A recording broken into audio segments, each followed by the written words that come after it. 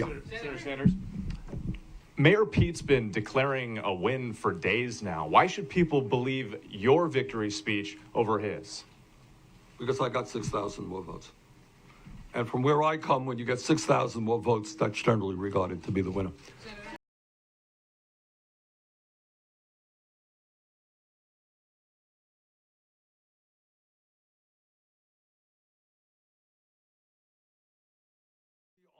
Last I heard in Manchester, New Hampshire today, holding a press conference that should have occurred 3 nights ago in Des Moines, Iowa, but for the inability of the Iowa Democratic Party to count votes in a timely fashion.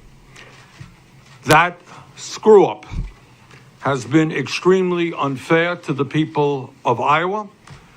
It has been unfair to the candidates, all of the candidates, and all of their supporters. So what I want to do today, 3 days late, is to thank the people of Iowa for the very strong victory they gave us at the Iowa caucuses on Monday night.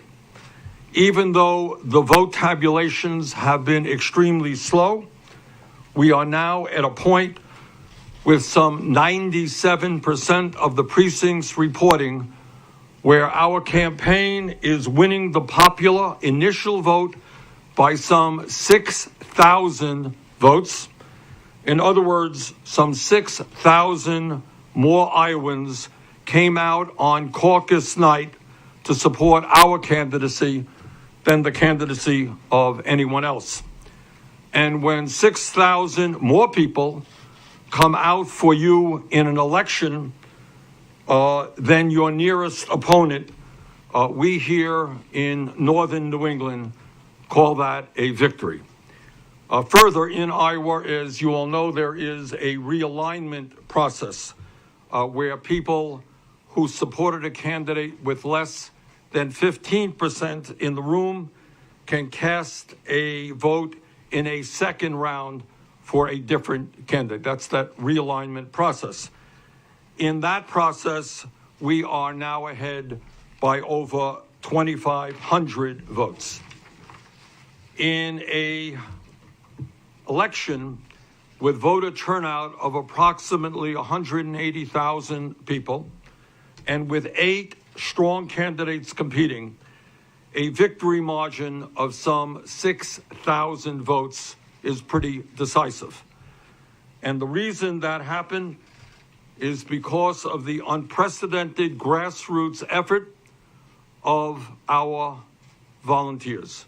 And now that Iowa is hopefully finally behind us, let me take this opportunity to thank the thousands of volunteers here in New Hampshire who are out today on the streets in rain and snow, knocking on doors, making the phone calls that have to be made, using social media in order to help us win here in Iowa. At the end of the day, what will, I expect, almost definitely happen is that Mr. Buttigieg and I will end up with the same amount of delegates, 11 now each, probably a little bit more. That's what will happen. It ain't going to change. And what certainly is not going to change is the fact that in terms of the popular vote, we want a decisive victory. So you... Gary, hold it.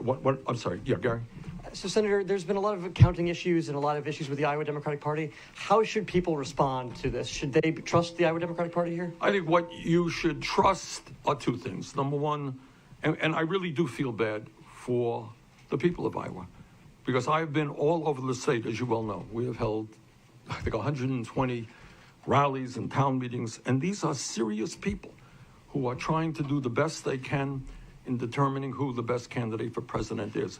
And I think what has happened with the Iowa Democratic Party is an outrage, that they were that unprepared, that they put forth such a complicated process, relied on untested technology. And also, to be honest with you, they have relied on thousands of volunteers, good people, who have to get up and go to work the next day, all right, to do what is enormously complicated. And I think there is very little doubt that what happened on Monday night, that type of process, that complicated process, that is never, ever I don't think going to happen again. Yeah. Senator Sanders, Mayor Pete's been declaring a win for days now. Why should people believe your victory speech over his? Because I got 6,000 more votes.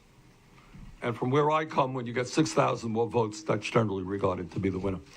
Do you think it's fair that the rules are now allowing Micheal Bloomberg to come in? And I'm looking at you as I see your slogan there, Bernie not the billionaire. So could you comment also on the rules? Billionaires. Do we have an S at the end of that? You have an S. All right. So could you comment not only on the debate, but on the even more money that Bloomberg is putting in the contest? Thank you. Thank you for the question. And I knew what the question is. I was going to answer it the same way. You got to make sure, though. Okay. No, I think it is an outrage. Look, rules are rules. And people like Julian Castro played by the rules, campaigned really hard.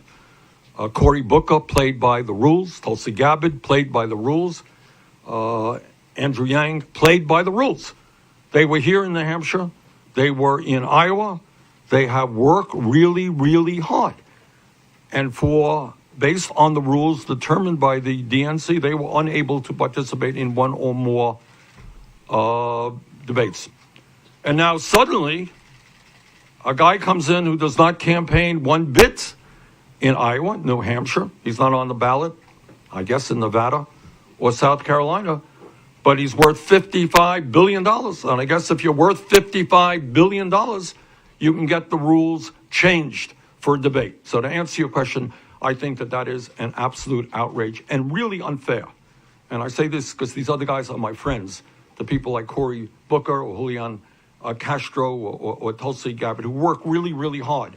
They were excluded, but they're not multi-billionaires. That's wrong. A lot of Democrats are going to hear what you're saying this morning, members who are actually, or people who actually are members of the Democratic Party, and will say, why not wait? Why not let Iowa finish counting first before declaring victory? Aren't you confusing the process by doing so? Well, I would hope, given the fact that we have waited 3 days, and now there is the talk of another recount, maybe we might want the decisions of the Iowa Caucus before the November election. But I think what is very clear, 2 points. What is not going to change is that we won a very significant victory in the popular vote. We won a very significant victory in the realignment vote. And if you go out on the streets to New Hampshire, you go to Vermont, and you ask people, how do you determine who wins an election? Well, from where I come from and where everybody else comes from, the person who gets the most votes wins. We got the most votes. Okay. Yes, ma'am. Hi, based on these inconsistencies that we're seeing in the results, and because this is the first time that we've had the popular vote results, does this make you question the results of the 2016 Iowa caucuses?